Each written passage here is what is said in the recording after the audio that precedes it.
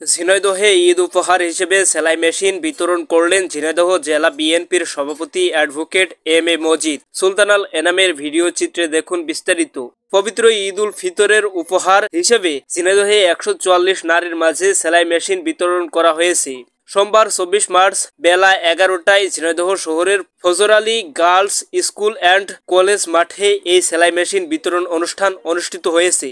ঝিনাইদহ জেলা বিএনপির সভাপতি অ্যাডভোকেট এম এ মজিদ এই উপহার বিতরণ করেন। অনুষ্ঠানে উপস্থিত ছিলেন ঝিনাইদহ জেলা বিএনপির সাধারণ সম্পাদক জাহিদুজ্জামান মোনা, জেলা বিএনপির সিনিয়র সহ সভাপতি আক্তারুজ্জামান, জেলা বিএনপির সহ সভাপতি ও সদর উপজেলা বিএনপির সভাপতি অ্যাডভোকেট কামাল আজাদ পান্নু, জেলা বিএনপির সিনিয়র যুগ্ম সাধারণ সম্পাদক আব্দুল মজিদ বিশ্বাস, জেলা বিএনপির সহ সভাপতি আনোয়ারুল ইসলাম বাদশাহ, জেলা বিএনপির সাংগঠনিক সম্পাদক সাজেদুর রহমান পাপ্পু, জেলা যুবদলের সভাপতি আহসান হাবিব রনক, জেলা যুবদলের সাধারণ সম্পাদক আশরাফুল ইসলাম পিন্টু, জেলা যুবদলের সহ সভাপতি মোহাম্মদ মনিরুল ইসলাম, জেলা মহিলা দলের সভাপতি কামরুন্নাহার লিজি, জেলা মহিলা দলের সাধারণ সম্পাদক মোসাম্মদ তহুরা খাতুন, জেলা যুবদলের সিনিয়র যুগ্ম সাধারণ সম্পাদক আবুল বাদশাহ বাসি, জেলা ছাত্র দলের সিনিয়র যুগ্ম সাধারণ সম্পাদক মাহবুব আলম মিলু সহ সিনিয়র নেতৃবৃন্দ উপস্থিত ছিলেন।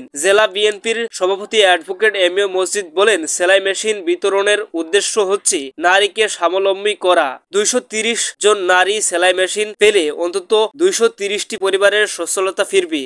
সকলের উচিত নিজ নিজ জায়গা থেকে মানবতার সেবায় কাজ করা। আমি আশা করি এই সেলাই মেশিন ব্যবহার করে অন্তত 230 নারী তাদের কর্মসংস্থানের সুযোগ পাবেন। আল জাবের, বিজেটিভি, ঝিনাইদহ।